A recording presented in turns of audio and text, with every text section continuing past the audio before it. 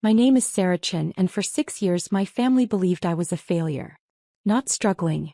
Not trying. A complete, embarrassing failure. The family reunion at my parents' lake house should have been a celebration. My golden child brother Marcus had just made partner at his law firm. My sister Jessica's husband had been promoted to regional sales director. Even my cousin Tyler was there, fresh off closing his first real estate deal. And then there was me. Sarah, honey, my Aunt Linda asked with that pitying tone I'd grown to hate. Are you still doing that internet thing? I was standing by the buffet table, plate in hand. The entire family turned to look at me. 37 people. All eyes on the family disappointment. I am, I said simply. Mom swooped in like she always did. Damage control mode activated. She's been working on it for years. We keep telling her to apply for real positions, but she smiled that tight smile that said everything. You know how stubborn she can be. Marcus laughed. Sis, I could get you an interview at my firm. Paralegal position. Entry level, but at least it's legitimate work. I'm good, thanks. Are you though? Jessica chimed in, wine glass in hand. Because Mom said you're still in that tiny apartment. No car. No savings. Sarah, you're 34 years old. I took a bite of potato salad. Said nothing. Dad joined the conversation, his voice carrying across the deck. We're worried about you, sweetheart. This online business fantasy, it's been 6 years. At some point you have to face reality. Tyler, emboldened by the group consensus, added his 2 cents. My buddy tried the startup thing. Wasted 3 years of his life. Now he's got a real job at Amazon and he's actually building a future. That's what we want for you, Mom said, putting her hand on my shoulder. A future. Security. Not this. Whatever you're doing. I smiled. I appreciate the concern. Do you? Mom's voice sharpened. Because honestly, Sarah, it's embarrassing. People ask me what my daughter does and what do I say? Oh, she has a website. It's pathetic. The word hung in the air. Pathetic. 37 family members heard it. Some looked uncomfortable. Most nodded in agreement. Get a real job, Mom said firmly. Please. For your own good. I set down my plate. I'll think about it. I left the reunion early, claiming a work deadline. No one believed me. I could hear Jessica laughing as I walked to my car. A work deadline. From what? Her blog. What my family didn't know, what I'd deliberately kept from them for 6 years, was that I wasn't running a blog. I was running MediSecure, the fastest-growing healthcare cybersecurity company in North America. It started 7 years ago when I was working as a junior IT specialist at a hospital. I watched a ransomware attack shut down an entire wing. Patient records locked. Surgeries delayed. People's lives held hostage by hackers demanding Bitcoin. The hospital paid. They had no choice. I quit that job and spent every waking hour learning cybersecurity. I taught myself penetration testing, threat assessment, system architecture. I maxed out 3 credit cards taking online courses from MIT and Stanford. I lived on ramen and worked from coffee shops because my apartment had better Wi-Fi at Starbucks. My family thought I was unemployed. I was building a company. The first client was a small clinic in Oregon. They paid me $3,000 to audit their systems. I found 17 vulnerabilities. Fixed all of them. They referred me to another clinic. Then another. Within a year I had 42 clients and $380,000 in revenue. I hired my first employee, Dev, a brilliant programmer I'd met in an online security forum. Then 2 more. Then 5. I never told my family. Every time Mom asked about my online thing, I'd say it was going fine and change the subject. Every time Marcus offered to help with my resume, I'd thank him and decline. They mistook strategy for failure. By year 3, MediSecure had 47 employees and $12 million in revenue. We'd secured contracts with 3 major hospital networks and 2 insurance companies. I'd been profiled in TechCrunch as a rising star in healthcare security. Mom called that day. Sarah, your aunt sent me an article. Someone with your name is mentioned. Is that you? Yeah. Oh, well, that's nice, honey.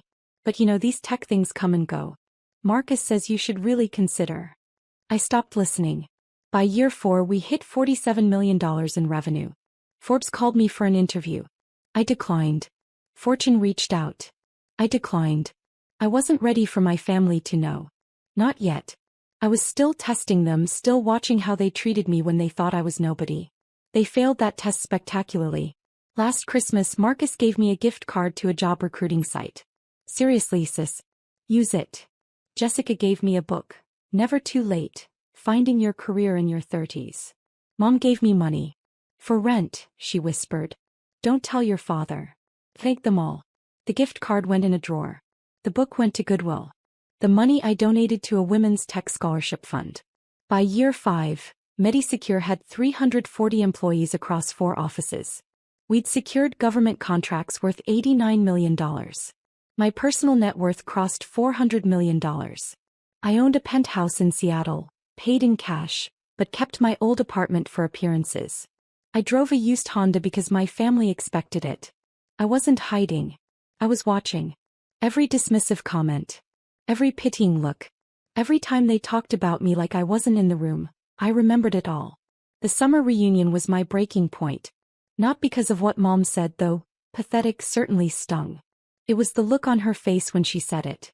Like she genuinely believed I was a disappointment. Like she'd given up on me entirely. I drove back to Seattle in silence, my phone buzzing with family group chat messages.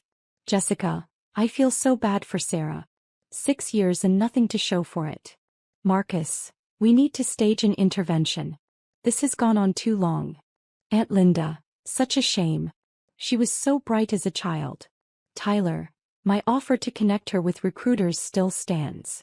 Dad, we'll talk to her at Thanksgiving. Enough is enough. I turned off my phone. 2 days after the reunion, my assistant Emma knocked on my office door. Sarah? Fortune's photographer is here. They want to do the shoot in the main conference room. Right. The Fortune article. 3 months earlier, Fortune magazine had contacted me for their annual CEO of the Year issue. This time I'd said yes. Not because I wanted the publicity.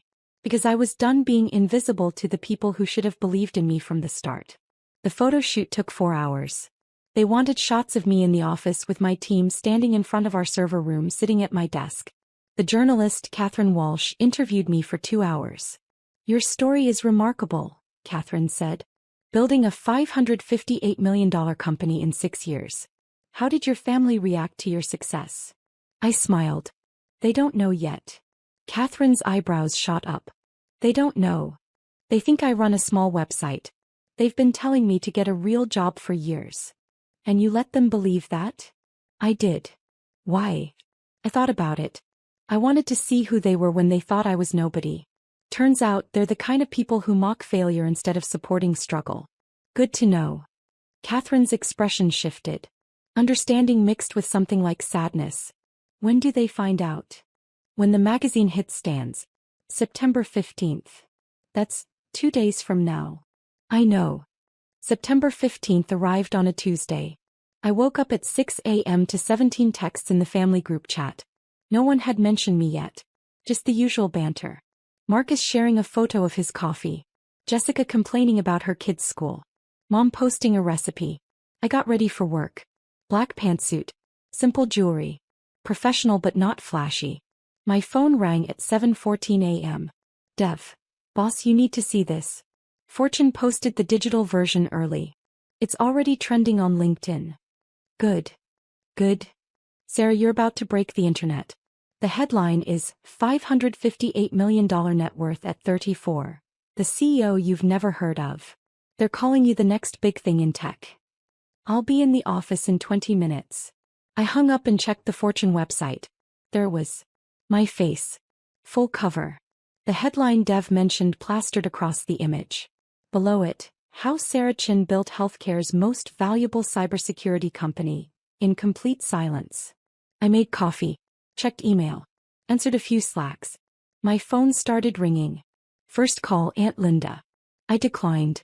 Second call, Jessica. Declined. Third call, Marcus. Declined. Fourth call, Mom.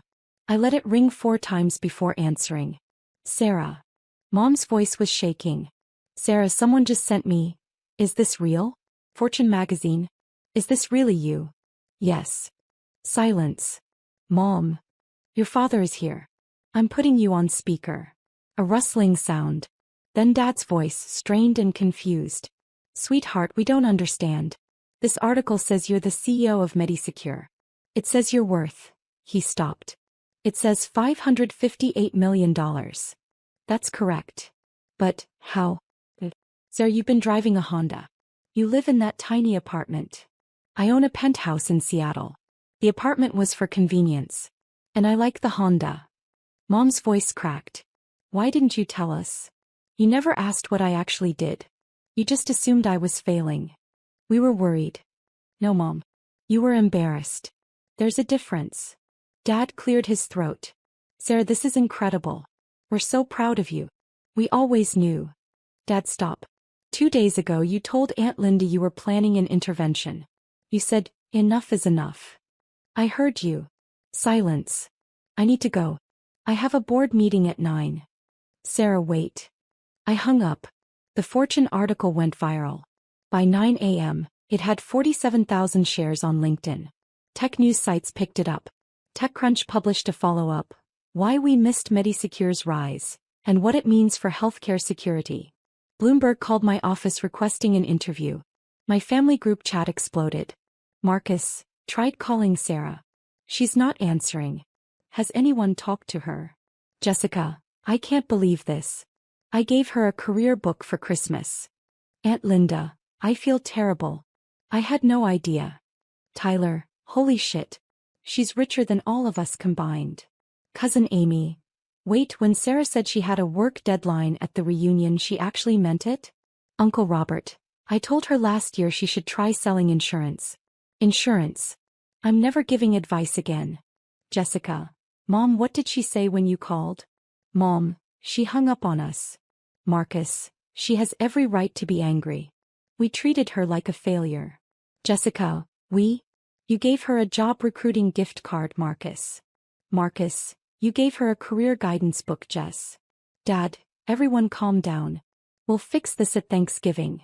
Marcus, Thanksgiving is 2 months away, Dad. Jessica, what if she doesn't come? No one responded to that. The media requests didn't stop.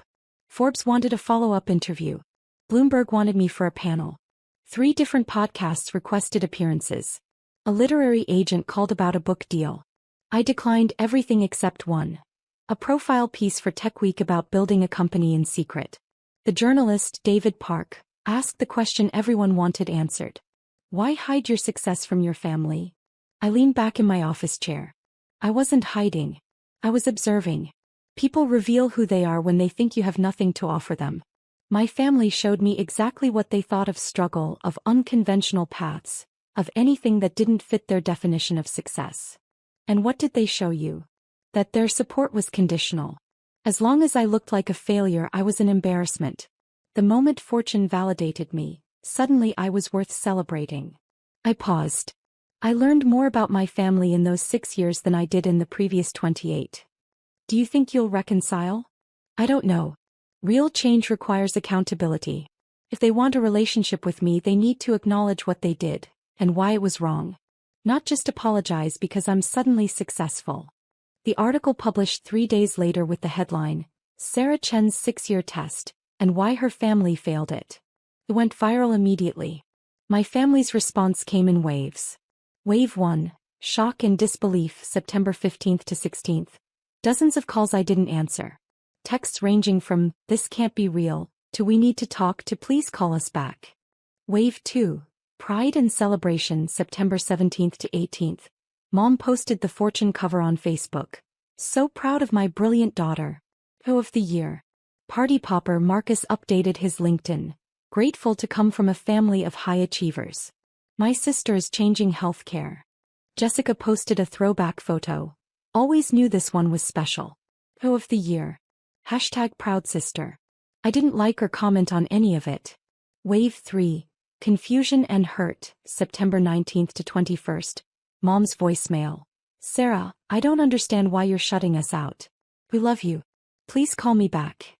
Dad's email. Sweetheart, we made mistakes, but we're family. Let's talk this through. Marcus's text. Sis, I get that we messed up. But 6 years. You let us believe you were struggling for 6 years. That's not fair either. Wave 4.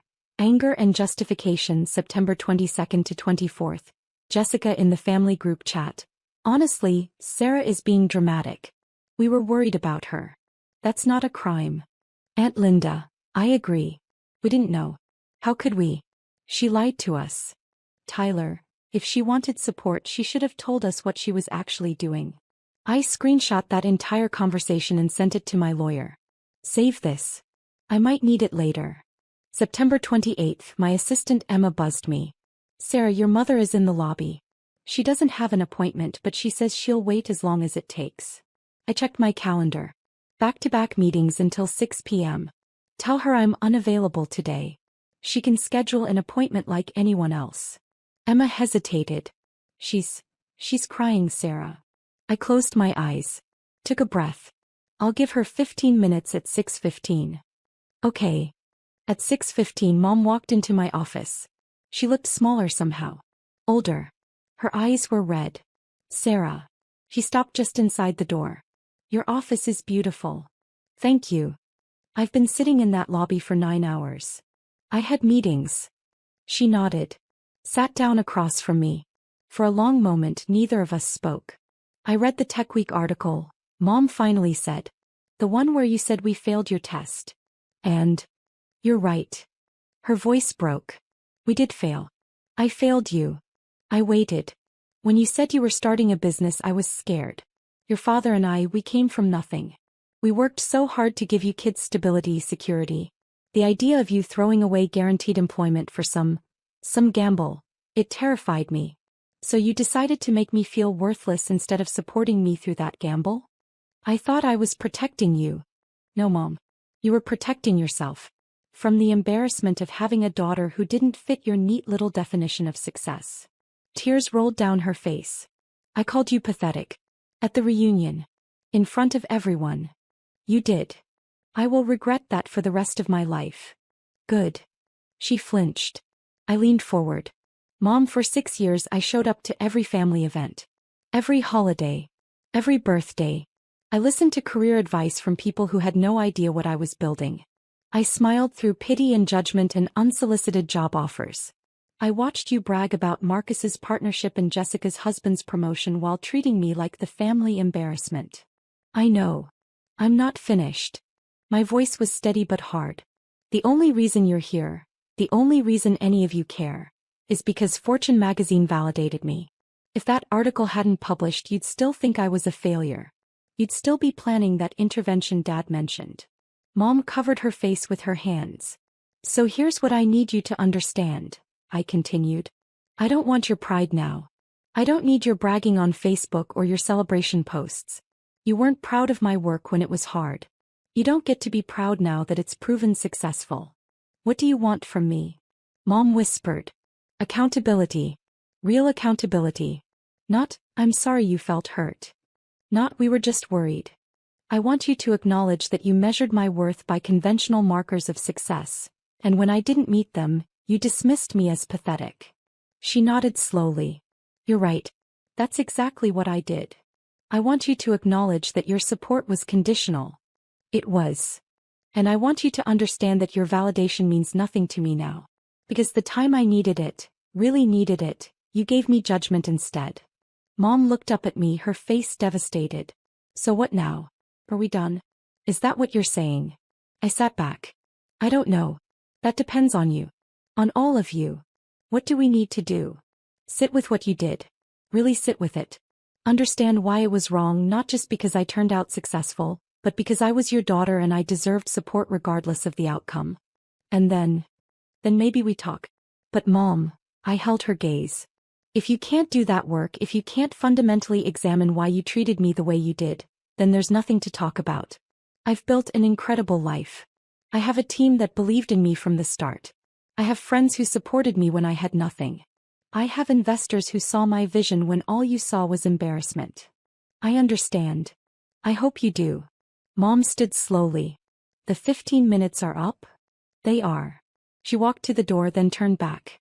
For what it's worth, I'm reading everything I can about MediSecure. About what you built. About the lives you've saved. It's extraordinary, Sarah. You're extraordinary. Thank you. I'll do the work. I promise. She left.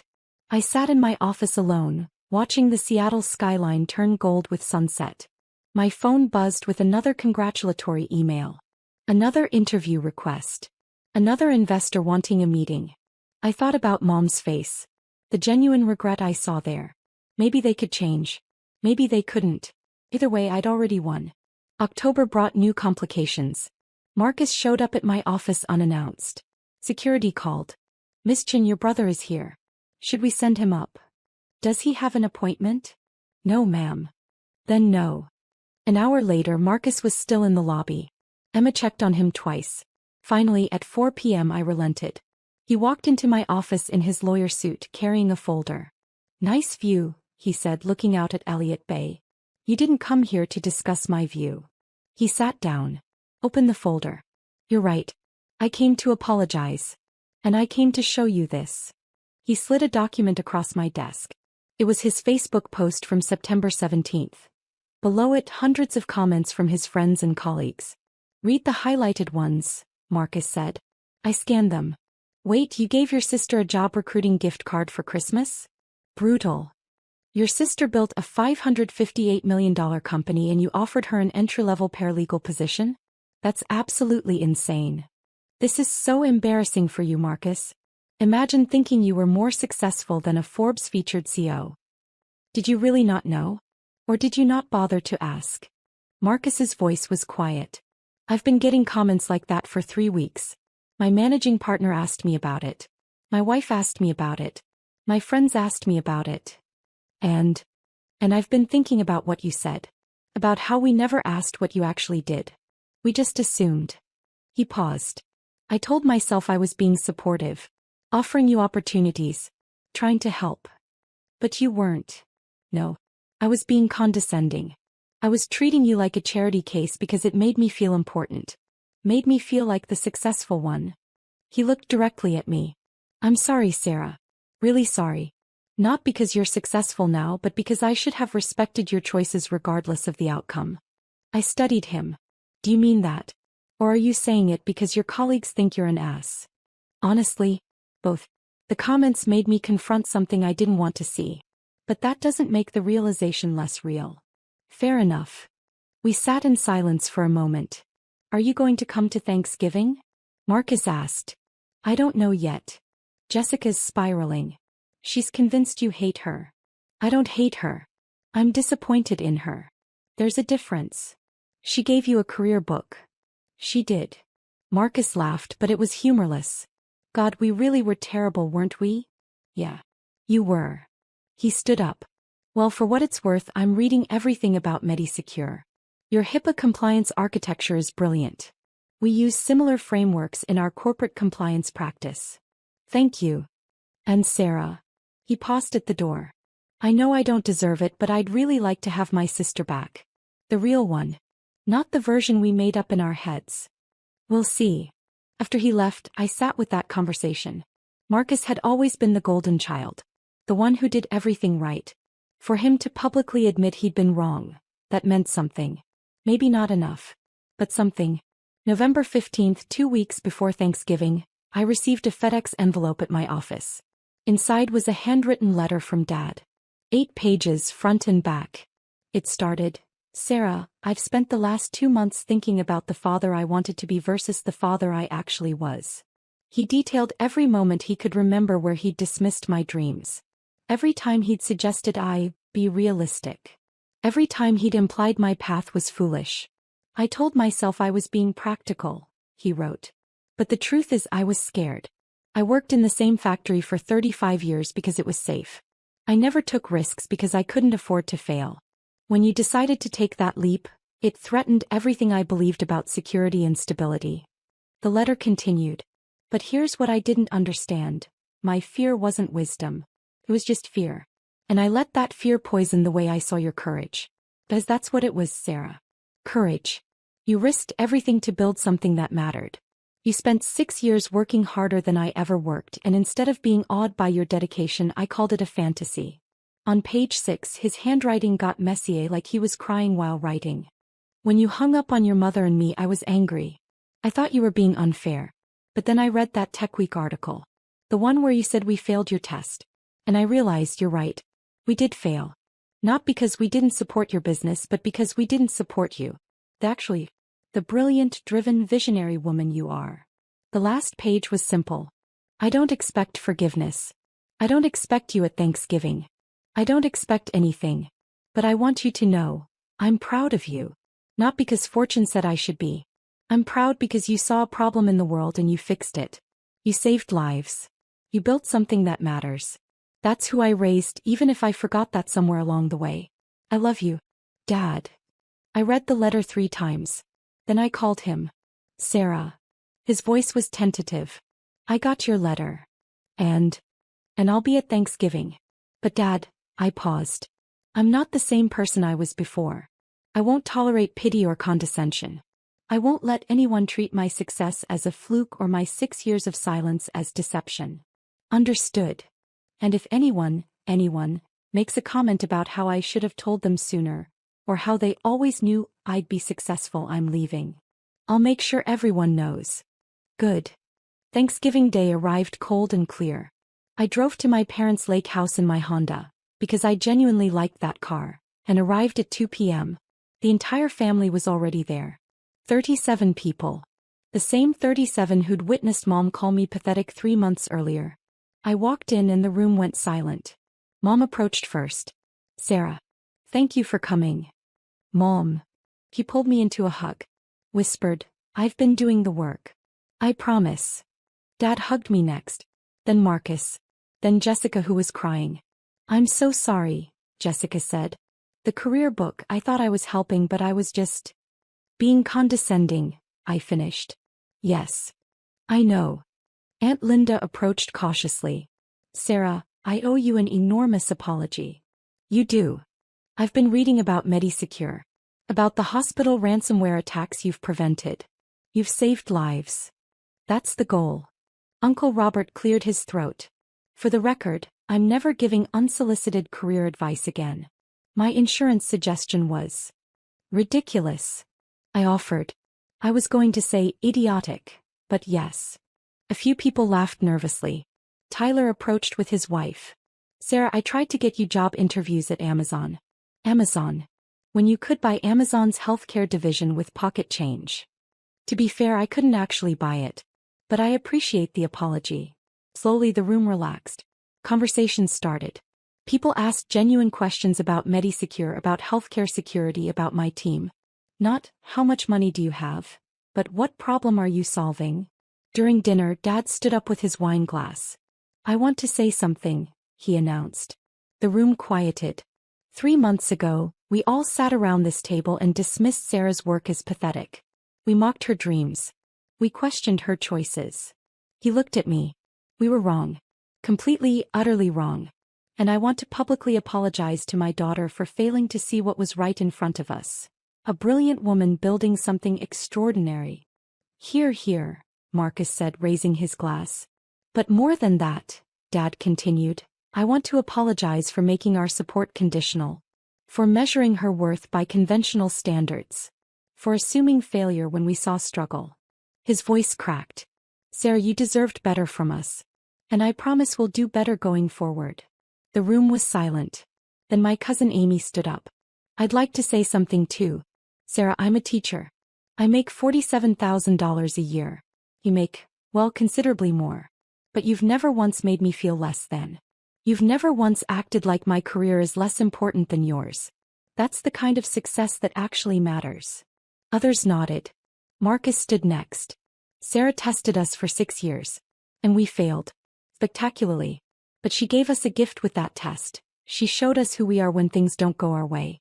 That's a hard truth, but it's one we needed to face. Mom stood last. I called my daughter pathetic. I will carry that shame for the rest of my life. But Sarah, if you'll let me, I'd like to spend the rest of my life proving I can do better. I stood up slowly. 37 pairs of eyes on me. I appreciate the apologies, I said. I really do. But I need you all to understand something. I didn't build MediSecure to prove you wrong. I built it because healthcare security mattered. Because people were suffering. Because I saw a problem I could solve. I looked around the room. Your validation wasn't the goal. It was never the goal. I learned to find my worth in my work, in my team, in the lives we save.